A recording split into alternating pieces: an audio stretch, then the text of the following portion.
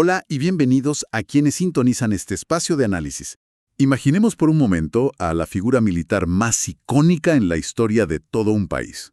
Digo, el típico hombre fundido en bronce que domina la plaza principal. Claro, el perfil impecable de los billetes, el mártir de las escuelas. Exacto.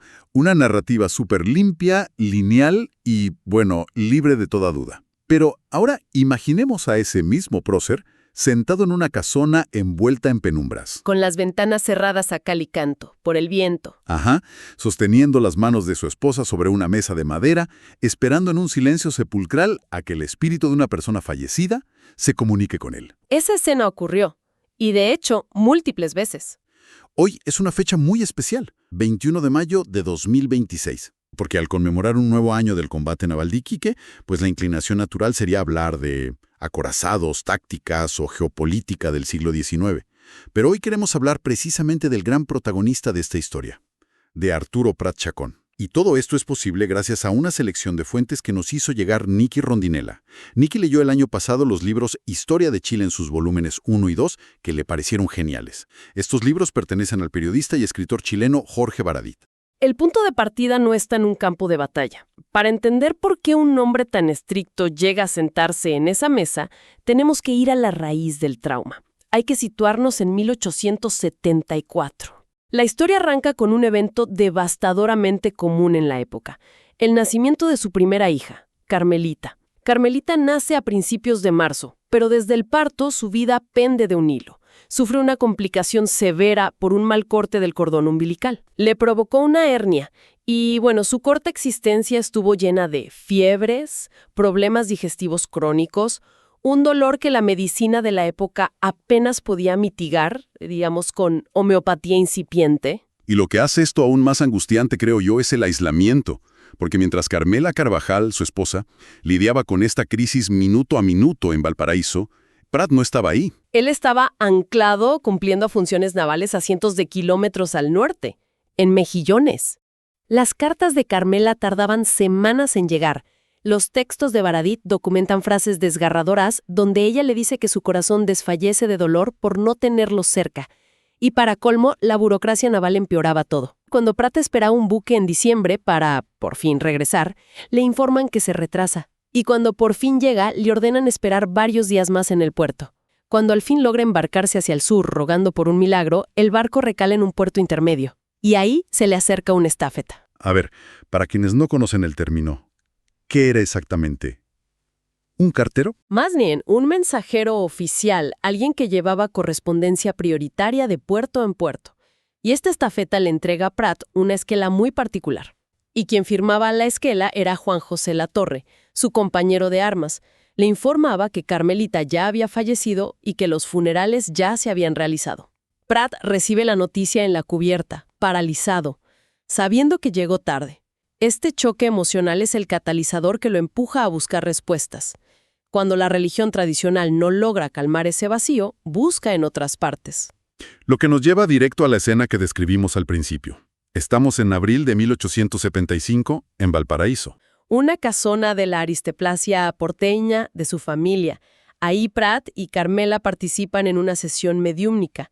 La medium a cargo es Rosario Orrego. Ok, ¿y logran contacto? Según los registros, sí. A través de ella, la medium transmite un mensaje con un hilo de voz afirmando ser Carmelita. Dice que lamenta el sufrimiento que ha causado, pero que, los designios superiores son así. A ver, espera, tengo que detenerte aquí. Porque a mí me genera una disonancia cognitiva inmensa. ¿Por el perfil de Prat? Claro, Arturo Prat era abogado.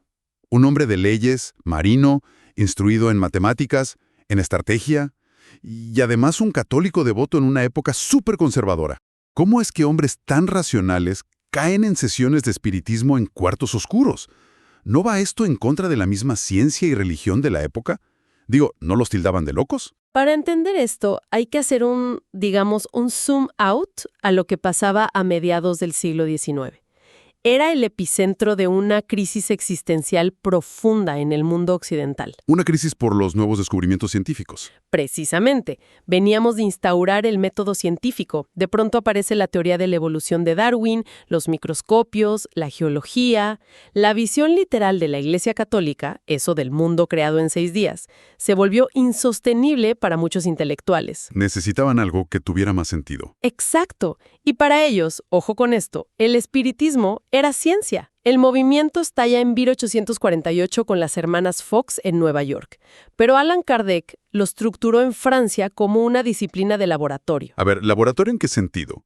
¿Qué medían en estas sesiones? Intentaban aplicar rigor metódico. Había observadores que tomaban notas de cambios de temperatura. Examinaban si la mesa vibraba por un mecanismo físico o si levitaba sola. Hacían pruebas lingüísticas para ver si un médium sin educación hablaba en idiomas que desconocía. Kardec exigía validar los mensajes con múltiples médiums antes de aceptarlos. Para Pratt, sentarse ahí era presenciar evidencia empírica de la vida después de la muerte. O sea, para el intelecto de la época, pasar de la iglesia al espiritismo era como pasar de leer el manual de instrucciones a intentar llamar al soporte técnico directamente. Exacto. Querían saltarse a los intermediarios. Buscaban sortear el dogma mediante la experimentación propia. Y según los libros de Baradit, esto no era solo un pasatiempo de un marino en duelo. Se volvió un fenómeno social masivo en Chile desde 1870. Involucraba a las esferas más altas. Doña Victoria Subercasaus, la esposa de Benjamín Vicuña Maquena, tenía un diario con decenas de comunicaciones mediúmnicas. Intelectuales como el rector Eduardo de la Barra también estaban ahí. Lo revolucionario fue su estructura horizontal. Las mujeres, que no tenían voz en la sociedad, asumieron liderazgo como médiums. Y esto bajó a las clases trabajadoras. En la Pampa Salitrera, obreros anarquistas formaron asociaciones espiritistas. Cualquier persona, sin importar su clase, podía conectarse con lo trascendente. No necesitabas al clero como administrador del sistema para hablar con Dios o tus seres queridos. Y por eso mismo la reacción de la Iglesia Católica fue tan visceral. Esta red descentralizada era una amenaza directa a su monopolio sobre la salvación. En 1874 publicaron un folleto llamando al espiritismo la gangrena de nuestro siglo. Esas son palabras mayores. Implica que querían amputar el movimiento antes de que infectara al resto. Y la represión escaló. Años después, un concilio plenario ordenó a los sacerdotes tachar de herejes a los espiritistas y negarles los sacramentos. Pero a Pratt y a su círculo íntimo parece que la amenaza de excomunión no les hizo ni cosquillas. De hecho, la red familiar es clave aquí. Quien introduce a Pratt en esto es Jacinto Chacón, su tío y tutor. Y la médium Rosario Rego. Era la esposa de Jacinto y además madre de Luis Uribe, el gran amigo de Pratt, que estaría con él en Iquique. Era un círculo súper cerrado. Y la propia Carmela no fue solo observadora, ella practicaba la escritura automática. Pausa técnica ahí. Porque quienes nos escuchan quizás no se imaginan esto. ¿Qué es la escritura automática? ¿La mano se movía sola contra su voluntad o cómo era? El practicante entraba en un estado disociativo ligero, por una especie de trance. Tomaba lápiz y papel, relajaba la mente y dejaba que un espíritu tomara el control motor. Escribían rápido, a veces sin mirar, con una caligrafía totalmente distinta a la suya. Y es mediante estos ejercicios que llegamos al conflicto militar, ¿no? Porque Carmela le escribe a Pratt contándole que recibe consejos de un espíritu muy específico. Sí, nada menos que del difunto padre de Arturo Pratt. Esto ocurre en 1876. Y luego, el propio Pratt logra comunicarse con su padre. El mensaje que recibe es una certeza profunda. Le dice, ten la seguridad de que nos volveremos a ver. Y le da consejos sobre su hermano menor, Ricardo. Ricardo Pratt, que años después introduciría el espiritismo a Jaime Galte. El famoso médium chileno, que, canalizaba a un médico alemán y diagnosticó a miles de personas, incluyendo a la hija de un oficial Bachelet, según mencionan los textos. Es una red invisible impresionante. Volviendo a esa frase, ten la seguridad de que nos volveremos a ver, esto nos obliga a mirar el 21 de mayo de 1879 de otra forma. Si sabemos que Pratt leía el Evangelio según el espiritismo de Allan Kardec y creía firmemente en la reencarnación y en que la muerte es solo una transición, te pregunto, y le planteo esto a la audiencia, ¿cambia esto la percepción de su heroísmo? Porque alguien podría ser cínico y decir, bueno, es más fácil saltar al acorazado Huáscar si estás convencido de que la muerte no existe. ¿Lo hace menos heroico o le da una profundidad mayor? Baradit argumenta que lo recontextualiza radicalmente. La historia militar nos vende un salto ciego por puro deber, una inmolación estoica. Pero si integramos su vida esotérica, ese salto a la cubierta del Huáscar no es hacia la nada. Es un salto lleno de convicción espiritual, hacia la luz, digamos. Él cruzaba una puerta. Estaba seguro de que al otro lado de las bayonetas peruanas estaba el reencuentro eterno con Carmelita y su padre. Convierte una tragedia militar en un triunfo personal y espiritual absoluto. ¡Qué cambio de paradigma! Y si sus creencias cambiaron, ¿cómo enfrentó la muerte? ¿Cómo afectó esto a Carmela, que tuvo que quedarse en este plano y continuar? Ella continuó profundamente anclada en estas convicciones. Nos adelantamos a 1882, 3 años después de Iquique. En Valparaíso, Carmela lidera una sesión de escritura automática y traza un mensaje que atribuye a Arturo Prat. El texto dice algo así como: «Estoy contigo, mi dulce compañera, y con mis retoños. El espíritu amoroso de tu Arturo vela por ti». Ya no es la viuda estática que sufre en silencio por la patria, es una mujer que siente a su esposo caminando a su lado. Y esa fuerza interna la define. Para comprobarlo, damos un salto a 1931. Chile está bajo la dictadura de Carlos Ibáñez del Campo.